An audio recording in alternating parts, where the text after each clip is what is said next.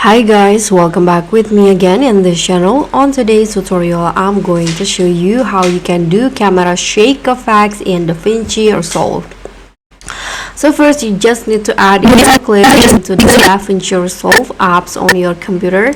Then you can just add two effects at the top right here and click on Open Effects. And here you can click on this search bar at the top and find the camera shake. Okay, this one's right here. You can just add it into the clip just by dragging it just like this.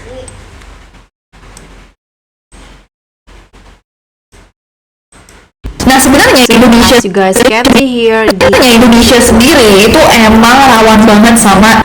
And if you want to adjust the effects, you can go to this panel effects and open effects. Here you can adjust the motion scale, speed scale, and also the amplitude, tilt, amplitude. So just adjust it to how you like it.